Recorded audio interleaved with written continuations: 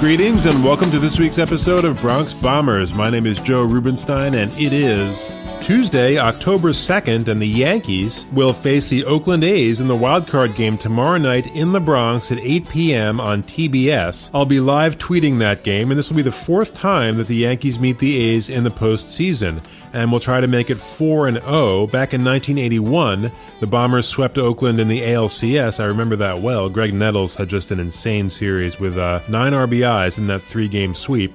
The next matchup came in 2000. That was a series we talked about a couple weeks ago on our segment on the 2000 Yankees. The Yankees won Game 5 of that series on the road, as they did the following season when Jeter made his immortal flip play. If you watch the movie Moneyball, which I think is probably the best baseball movie ever, you can see that play at the very top of that film. But none of that matters now. History can't help us. It's all about the players on the field, and the result of this single game will play a massive role in establishing the final storyline for this 2018 season, which we here at Bronx Bombers have been privileged to share with you, our listeners. You can follow us on Twitter at Bombers Podcast is the handle. You can also send us questions. We'll try to answer each and every week in our mailbag segment here in the podcast. You can like us on Facebook, subscribe to our show on iTunes or Stitcher. We're on Spotify as well, or give us a call, 646-854-4959. And as always, you can send your comments and questions to joe at bronxbomberspodcast.com. Really, however you'd like to engage with us, we love engaging with you. Coming up a little bit later on in our Twitter poll this week, some interesting results when we asked who you think is going to win the series between the Astros and the Indians, and I'll answer a fascinating question from one of our followers about the bullpen matchup between the Yankees and the A's. Also, he's the editor-in-chief of the blog Start Spreading the News. Our friend Dr. Paul Semendinger rejoins the show to talk wild card and more, and we'll review the 2018 Major League Baseball season, looking back at some of my predictions back in March and seeing what I got right and what I got wrong. All that and more coming up on today's Bronx Bombers. Back in a moment. Bronx Bombers Trivia. Which of the following players is the only one not to play for both the Yankees and the Mets? Is it A, Lee Mazzilli, B, Gene Woodling, C, Phil Linz, or D, Rusty Staub? The answer coming up a little bit later in the podcast. And now here's Joe with this week's main thing.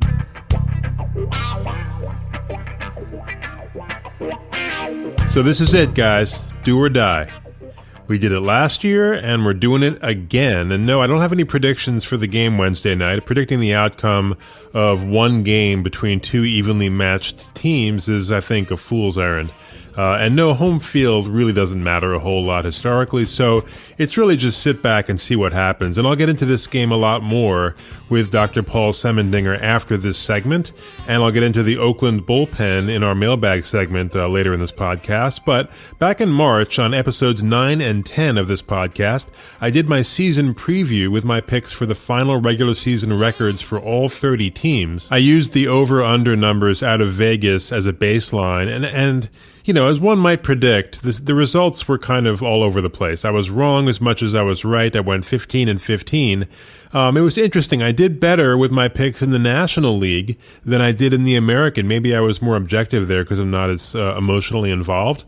And my worst division prediction-wise was actually our very own American League East, where my pick of the Yankees to go over, Vegas had them at 94.5. That was the only one I got right in our division. My best division, by the way, was the NL Central, where my pick of the Cardinals to get fewer than 85.5 wins was the only one I got wrong.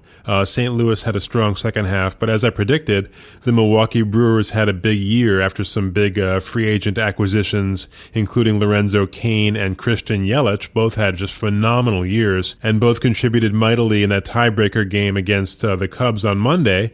I did well in the National League West as well, getting 3 out of those 5 teams right. But rather than go through each team's season, which we do not have time for, what I thought I would do is look at 6 teams that were surprises this year, 3 of which I picked correctly and 3 of which I did not.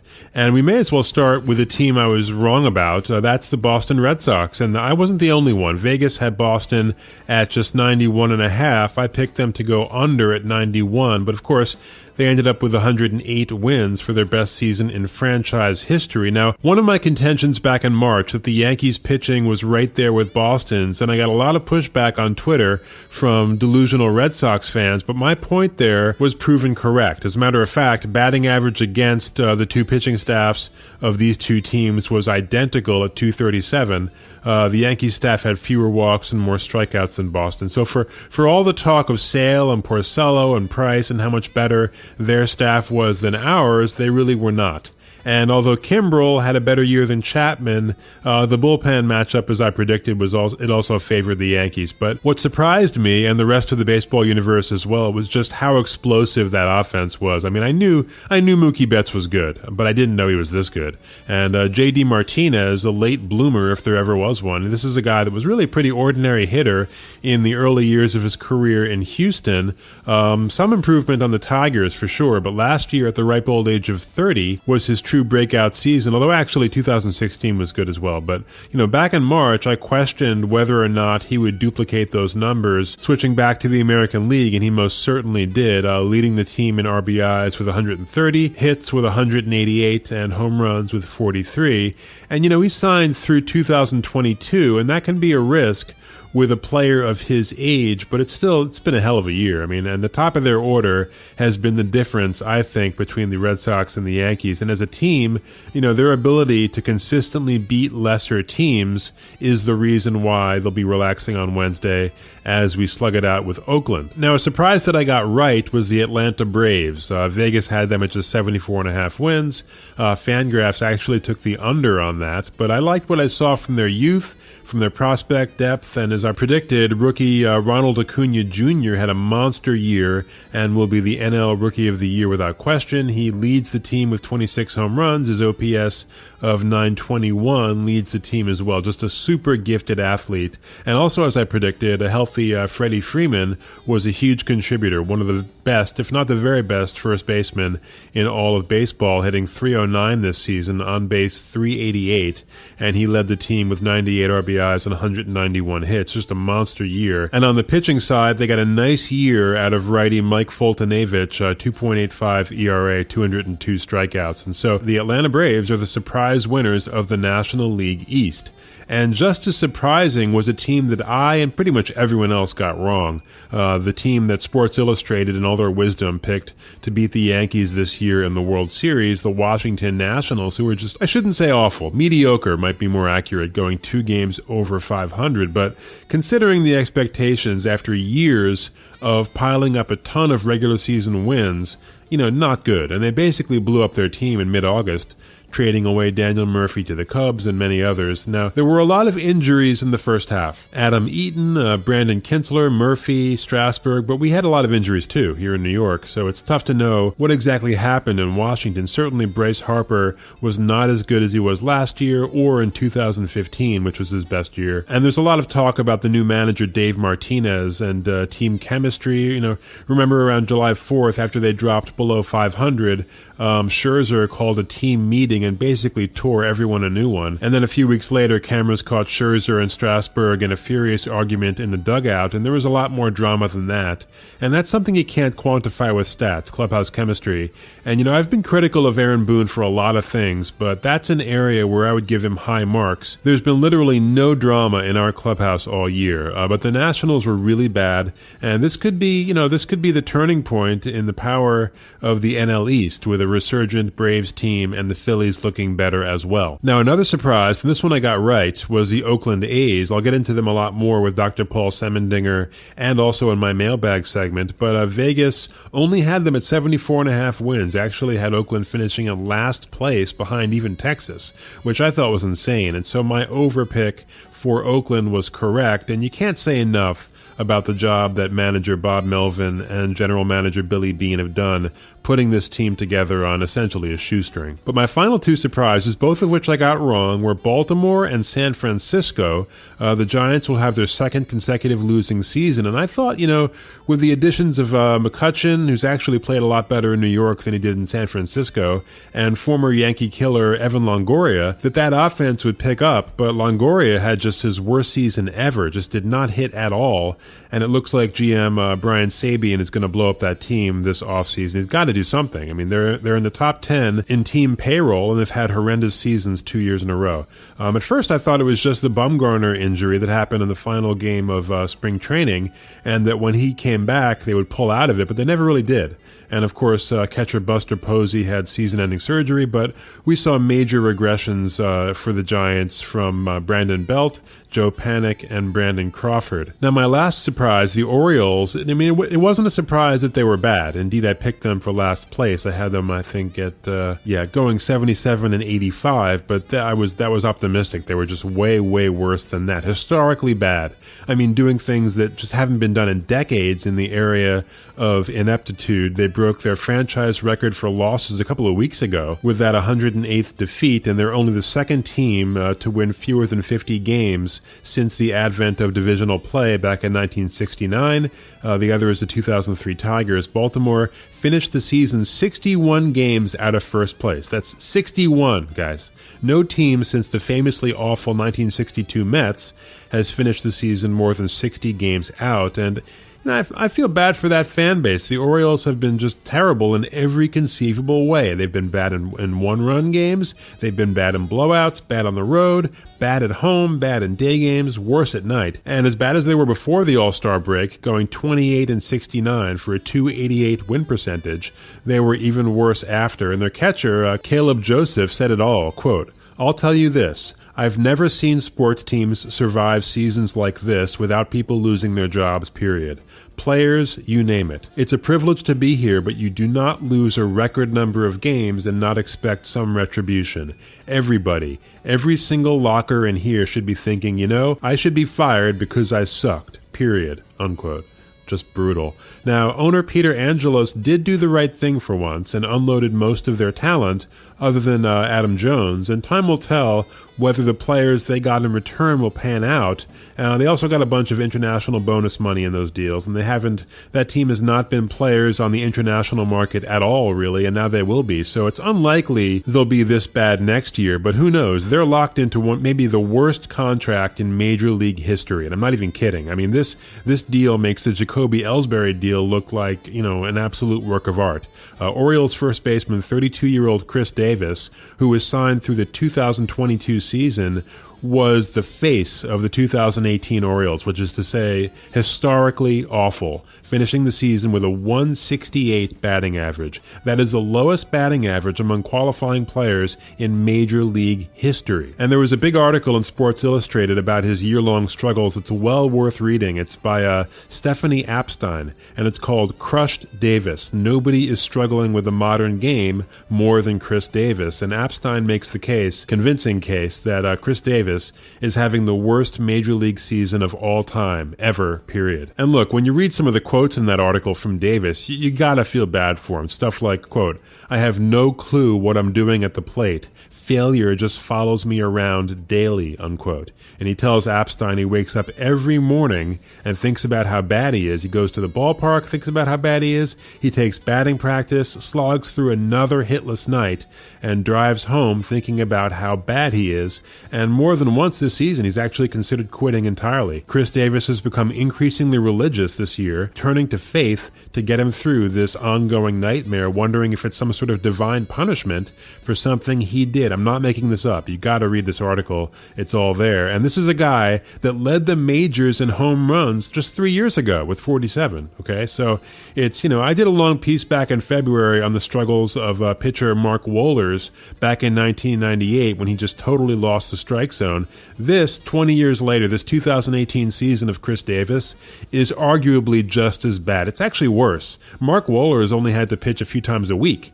Davis is out there every night just failing. And, I know he's a millionaire playing a game for a living, and I'm sure, if I was a Baltimore podcaster, I'd be killing him every week like I have with Gary Sanchez. But I got to say, I hope he can figure this out next year, or if not, that, he can find another line of work that can bring him some satisfaction, because this kind of failure daily in front of thousands of people just can't be any kind of fun. Back in a moment.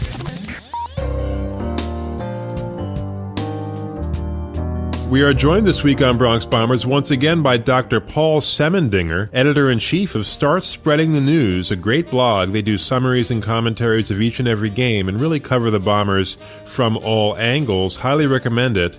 Paul is also a regular on our friend E.J. Fagan's Bronx Beat podcast.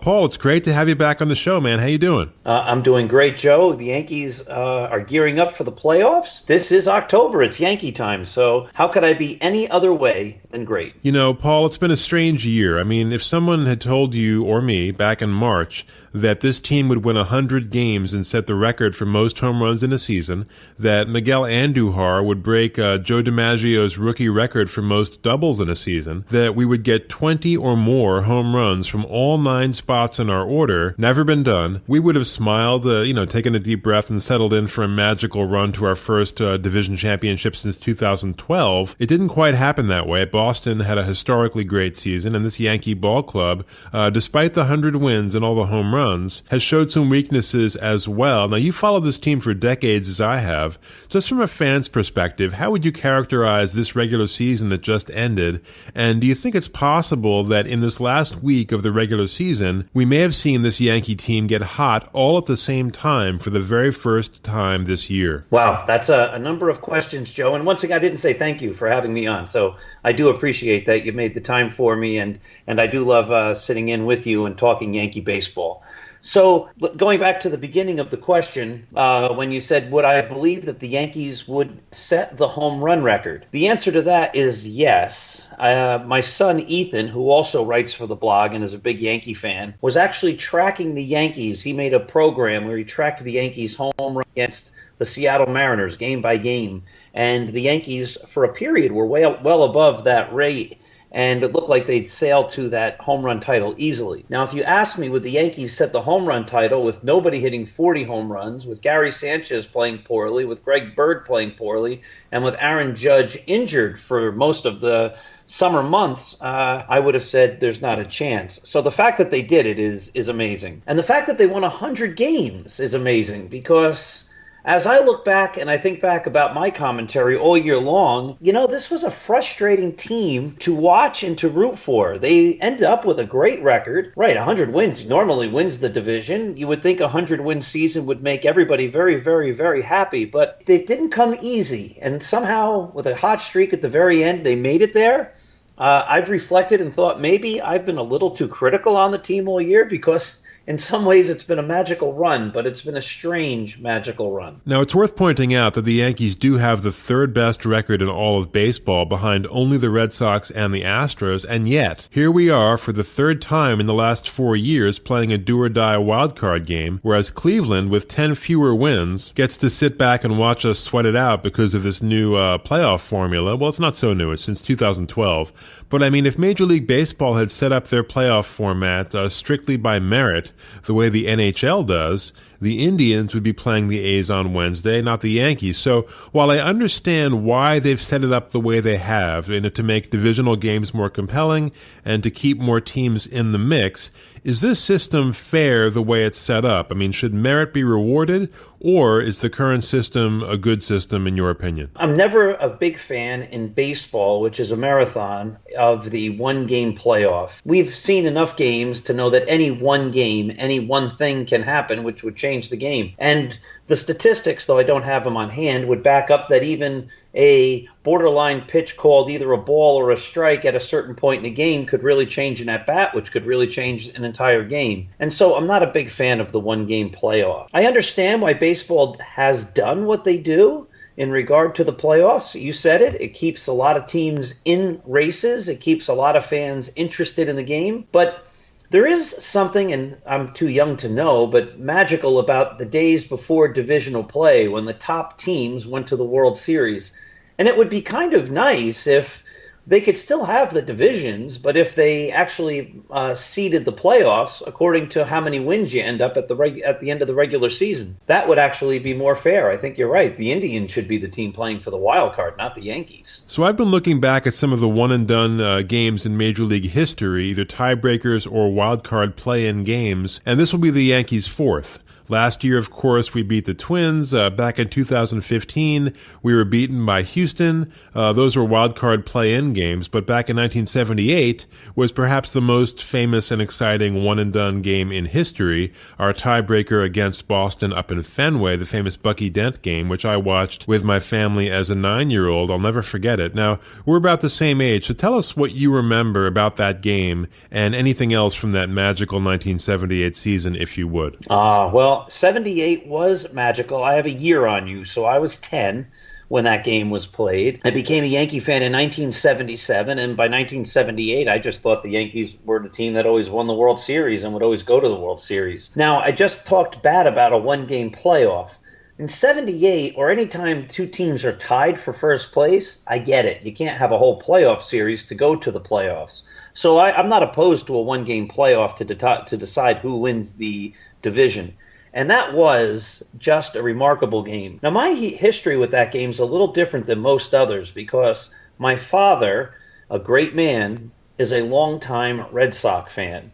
So his little 10-year-old boy was rooting for the Yankees, and he was long suffering with the Red Sox. The thing I remember most is Yaz popping up to end the game. He popped up to third base. My favorite player was Greg Nettles. He caught the ball, and I jumped around jubilantly, ran outside the house, saw my neighbor next door, and we were jumping up and down. And it's only in adulthood that I realized that must have been very hard for my dad, as he sees his team lose again, which is what the Red Sox did his whole life until the 21st century, while his little 10-year-old son, who's just embracing baseball for the last few years, gets to see his team advance once again. So that was a great game. I also remember Dent's home run, of course, and I remember Reggie's home run because that was really the thing that was the difference in the game, and I just remember always being in awe of Reggie.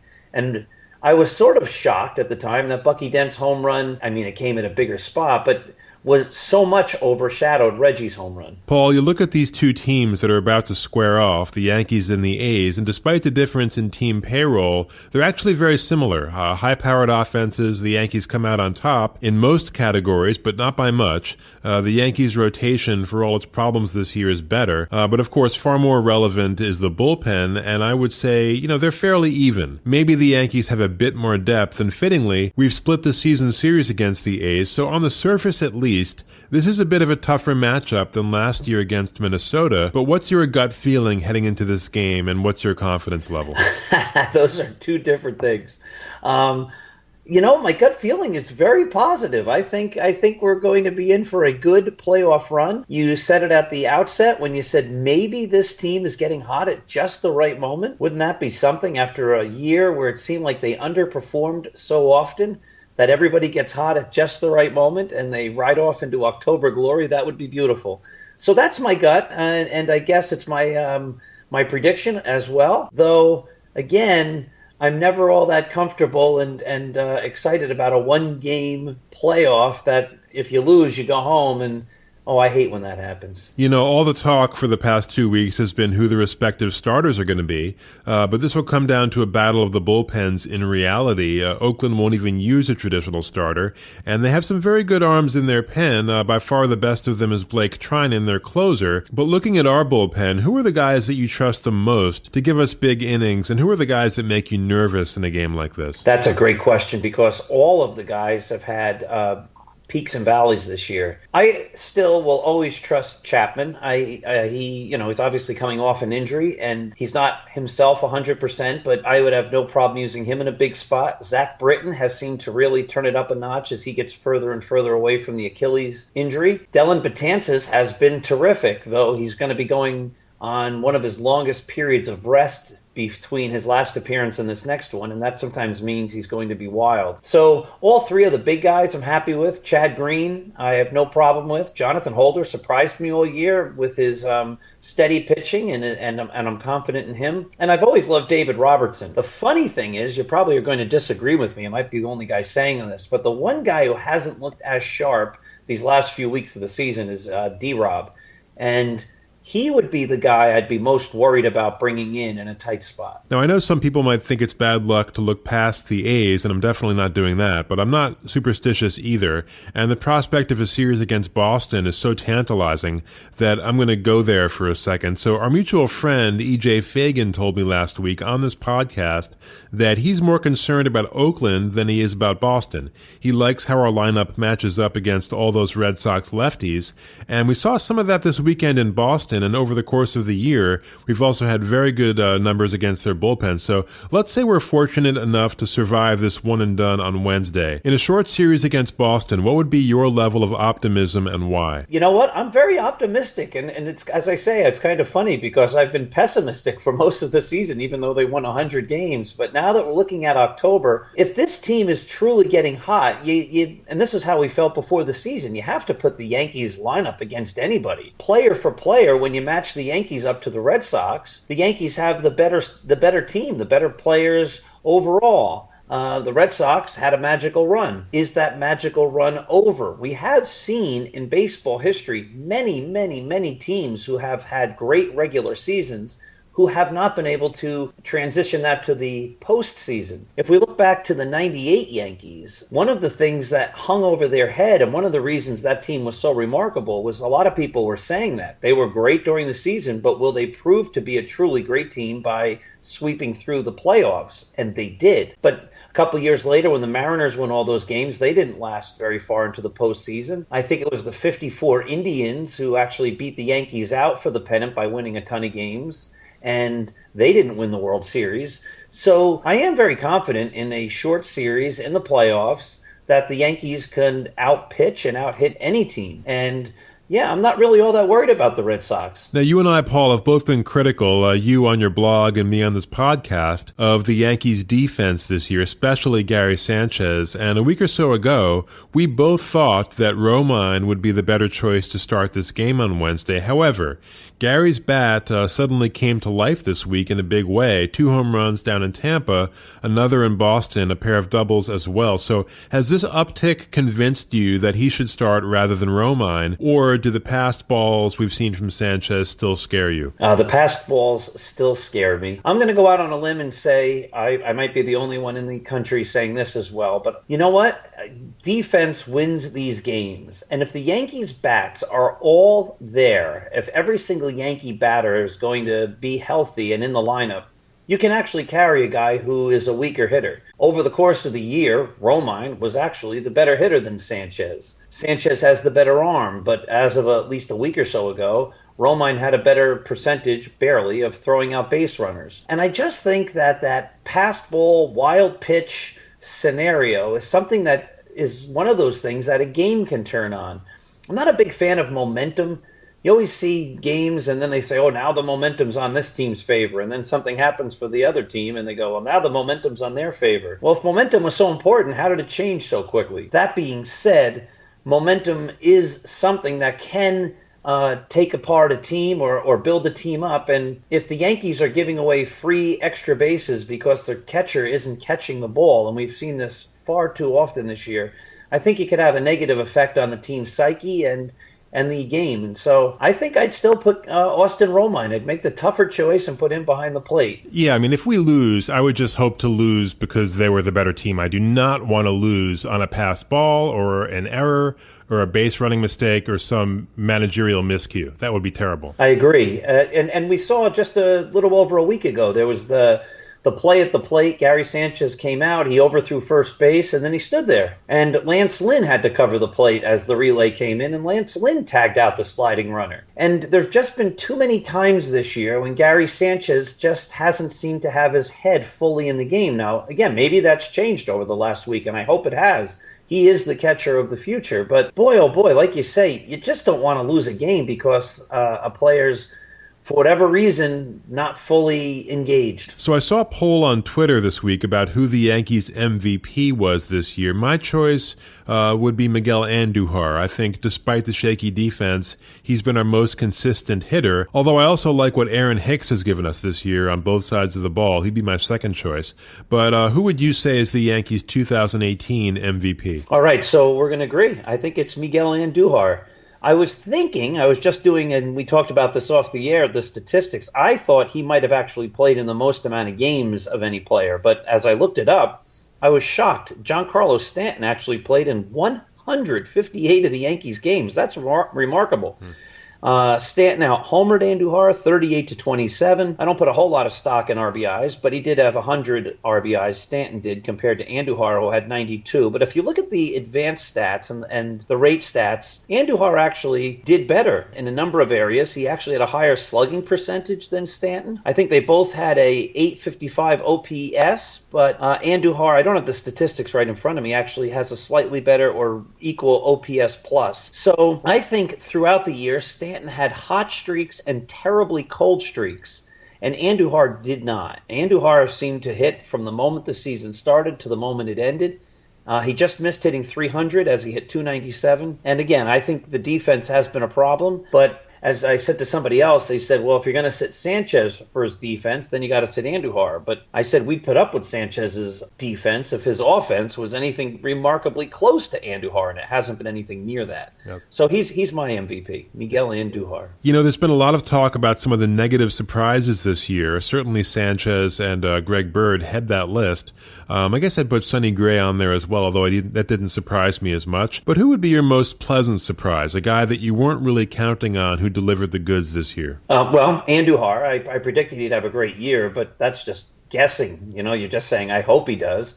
Aaron Hicks had a tremendous year, and he had never had a full year like this. He battled through injuries to do that. You know, Luke Voigt, I think on this very podcast, I said about a month ago, I'm not impressed with him at all, and I don't know how the Yankees got him. And then he became Superman over the last month. And a lot of the Yankees' success over this last month has been attributed to the fact that he's been so great. So he's been a pleasant surprise. Okay, final question, Paul. One way or another, this season will be over soon. It could be on Wednesday, or it could be Wednesday, October 31st, with a Game 7 World Series victory. But either way, it'll soon be time to think about how to adjust this team's roster so that we either repeat as world champions next year, best case scenario, or win a title next year for the first time in a decade. So, Paul, if you could corner Brian Cashman somehow, like in an elevator or something, and give him an earful about what the Yankees need to do this offseason to improve this ball club, what would you tell him? I would tell him we did a great job, or he did a great job, not we, in meeting ownership's demand to get under the luxury tax. I don't agree with it, but he did a great job in doing that. And now that that penalty is going to be eradicated and gone, it is now time to convince the ownership to open up the pocketbook and put the absolute best team possible on the field. The fans deserve it. The franchise deserves it. And it's time to go big or go home. And that begins, for me, with acquiring Bryce Harper. The Yankees need a big lefty bat. He is a big lefty bat. He's a superstar. He's young. And boy, wouldn't that add a tremendous element to this team. And how about pitching? Yeah, they have to. I think Corbin's going to be available. And yeah, I do everything I can to bolster the pitching staff. I loved what CeCe did the other day when he stood up for his team and he gave up $500,000 by, I'm not a big fan of headhunting him, but he didn't headhunt. He plunked a batter after the Yankees felt that the Tampa Bay guys were plunking them. And you know, he's got that grit. I'd always bring CeCe back, but CeCe always scares me because he's really just a 5-inning pitcher. And so when he goes out there, he is going to be someone who's going to tax the bullpen a lot. I would love to see the Yankees do something where they don't have to rely so much on CeCe. And yes, I would definitely go out and try to do whatever I can to acquire some top-flight pitching. All right, great having you on, Paul. I love your blog. That's the Start Spreading the News blog, which all of our listeners should check out for really high-quality, in-depth analysis. Paul, thanks so much for being part of the show again. Hopefully we can do it again soon during an extended playoff run, okay? Oh, I can't wait. Anytime, Joe. I thank you once again for having me on. This is always a pleasure. I love your podcasts. They are tremendous, and they've become a staple of my Yankee fandom. Oh, I appreciate that. Thanks so much. We'll come back. More Bronx Bombers in just a moment. And now the answer to today's Bronx Bombers trivia question. Which of these players, Lee Mazzilli, Gene Woodling, Phil Linz, or Rusty Staub, did not play for both the Yankees and the Mets? The answer? D. Rusty Staub. And now here's Joe with this week's Twitter poll. Yes, this week's Twitter poll results are in. We asked you this. Who do you like in the Houston-Cleveland series? The Indians or the Astros? That series, by the way, gets underway on Friday in Houston on TBS. And 57% of our followers on Twitter at Bombers Podcast said the Astros, and 43% said the Indians. So just some baseline facts. The Astros won 104 games this year, the Indians 91, in a much easier division, by the way. The AL Central is like a joke. The second place team in that division, the Twins, finished the season 7 games under 500. And as far as the head-to-head matchups, Houston won 4 games, 2 at home, 2 on the road, and Cleveland won 3, the first in Houston, the last 2 in Cleveland. Now, the Astros, despite their sterling record, have definitely had their share of problems this year. I would say problem number 2 is the shaky performance of Dallas Keuchel. Not terrible, but, 3.74 ERA. That's the exact same ERA as Tanaka. But problem number 1, I would say, is the huge drop-off we've seen in the performance of shortstop Carlos Correa, who was just magnificent last year, but who's been hampered for most of this season by oblique and back injuries. He was on the DL from late June until I think August 9th and just hasn't been the same since. Last year, Correa hit .315, this year .239. His power numbers have dropped like a rock, and he's also struck out a lot more. I mean, it wasn't quite the same disaster we saw here in New York from Gary Sanchez, who really had a lost season until now, at least. Correa was still somewhat productive, but certainly not remotely the same player as last year. And while I would favor the Astros in this series, I will say this loud and clear. Don't be shocked if Cleveland pulls this off, and here's why. The Indians can just about match Houston's starting pitching, and they're a better offensive ball club, in my opinion. Not much, but better. So first, the pitching. I mean, yes, Justin Verlander is the best pitcher on either team, and a guy that you've just got to respect, but so is reigning Cy Young winner Corey Kluber, who won 20 games this year. Now, the Yankees did get to him last year in the postseason, but the word was he had a back injury. Now, with Trevor Bauer, who had remarkable numbers this year, actually better than Verlander's, he had that injury in August with the fractured fibula. Bauer was hit above the ankle by a line drive in a game against the White Sox, but at the time of that injury, he led the American League in innings pitched, he led the American League with home ERA at 1.87, and he also led in quality starts, so we'll see with him. It's unclear whether Bauer is going to be ready to go at full strength, but the Indians are optimistic, and that Houston staff has had issues well beyond Keuchel. I mean, Charlie Morton has had a sore shoulder, he spent some time on the DL as well, his velocity is way down. But what we'll likely see as far as matchups is Kluber against Verlander in Game 1 for sure. That's a hell of a matchup. And then Carlos Carrasco in Game 2 against Houston's Garrett Cole. I would say advantage Houston there, but not by much. And then in Game 3 in Cleveland, it'll most likely be Keuchel against Mike Clevenger. That's advantage Indians. Now, in the battle of the bullpens, you have to say Houston has a clear advantage. Andrew Miller has had injuries all year and got absolutely bombed on Saturday by the Royals, so that's a very worrisome sign for Cleveland fans. Cody Allen, their closer, has also had a very shaky year with a 4.70 ERA. Remember that game at the stadium where he blew that save against us? And Houston has better middle relief as well. I mean, their bullpen has the best ERA in the majors this year, and the Indians rank in the bottom 10. So if you're wondering why I favor Houston in this series, bullpen is reason numero uno. And so look to Houston to try to drive up the pitch count of Indian starters and get to that soft underbelly. Now, offensively, Cleveland has some real powerhouse players in that lineup. They scored more runs in Houston this season. Now, is part of that because they play more games against crappy AL Central teams? Absolutely. But just comparing rosters, as good as Houston third baseman Alex Bregman has been, and he's been great this season, really, Jose Ramirez has been just as good. Actually, Ramirez has been switched from third to second base, I believe. The Indians moved Kipnis into center, as they did last year in the playoffs, and a recent acquisition, Josh Donaldson, has been playing third. Now, at short, obviously, given what I've said about Correa, Francisco Lindor is a clear win for the Indians at the shortstop position on both sides of the ball. And at second base, Altuve's numbers, while good, have definitely dropped from last year. Last season, Altuve's MVP year, he hit .346. This season, .314, which is still good, but not as good. Last year, 24 home runs. This year, just 13. 20 fewer RBIs this year as well. So while he's certainly, I would say, better than an aging Josh Donaldson, Donaldson's numbers in Cleveland since they acquired him have been much better than they were in Toronto earlier this year. I mean, his OPS in Cleveland this year is .914. That's elite. And he's not hitting for power, but his on-base percentage is .404, also elite. I mean, it's a small sample size out there in Ohio, but with his enormous amount of playoff experience, don't count Josh Donaldson out as a factor in this series. And looking at the outfield, yes, George Springer, he's had a pretty good year, but again, not as good as last year, and Cleveland's Michael Brantley has been much better. And talking power, I mean, Jose Ramirez, Francisco Lindor, and Edward Encarnacion have all hit more home runs than any Astro. And the Indians are the 5th best slugging team in all of baseball. Yankees are the best, by the way, and Houston is 8th. Yankees, Boston, Cleveland, and Toronto, believe it or not, had better power numbers than Houston this year. So bottom line, we've been talking wild card and how anything can happen in a single game. Honestly, you could almost say the same about a 5-game series. It really is a tiny sample size. And the truth is, a bad baseball team is more than capable of beating an elite team 3 out of 5. And the Indians are far from a bad team. So yes, while I would favor Houston mostly because of the bullpen, I wouldn't be surprised if the Indians take this series. I really wouldn't. All right, from this week's mailbag, our question of the week here on Bronx Bombers comes from Tom in Weehawken.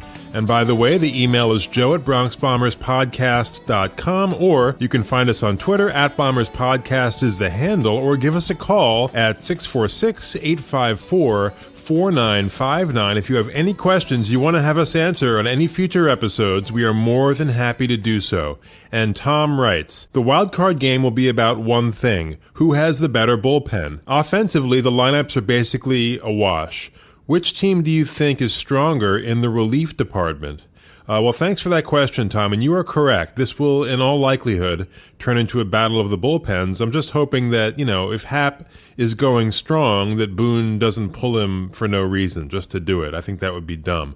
But in short, I would say that Oakland has the best single reliever in Blake Trinan, but the Yankees have more bullpen depth. So the 5 best relievers on the Yankees are, in order from best to worst, I would say Robertson, Chad Green, Betances, Chapman, and then, Holder and Britton have had similar numbers, so I lied, that's 6. But 6 quality arms to throw out there. Now, none of those 6 guys have had the kind of season that the A's closer, Blake Trinan, has had. He's been nothing short of magnificent, 37 saves. I think only Kimbrel of the Red Sox has more in the American League. Trinan also leads both teams, the Yankees and the A's, with an 0.79 ERA. That's insane. And an 0.83 whip. That's walks plus hits per innings pitched. So he's been great. Now, both Chapman and Betances have more strikeouts per 9, but they also walk more guys. So Trinan is very much somebody to be concerned about. And if the A's have a lead after 7 innings and you see him take the mound, that could be good night, Irene. I think Trinan actually might even garner a handful of Cy Young votes this year, although it's very rare to give the Cy Young to a reliever, but he really is that good. Great sinker. He can throw in the upper 90s, and he can also pitch multiple innings. Now, they do have some other guys in that pen, but each of them has significant flaws. Rookie Lou Trevino, who we'll likely see early in the game, had a phenomenal first half, actually better than Trinan's, but he's been mediocre since the All-Star break with a 5.86 ERA. But even so, he's capable. And when a team hasn't seen a lot of a pitcher, that's often, advantage pitcher. And only 7 Yankees have had at-bats against Trevino, and none has a hit. In fact, the only one to reach base is Judge with a walk. Now, another reliever we'll almost certainly see a couple innings out of at least is 33-year-old journeyman right-hander Yusmeiro Petit. He actually came up with the Mets, but he's pitched for the Marlins, Diamondbacks, Mariners, Giants, Nationals, Angels, and now the A's. But the good news there is one Yankee has seen a lot of Petit, and that is Andrew McCutchen, and Kutch pretty much owns him. I mean, hitting .429.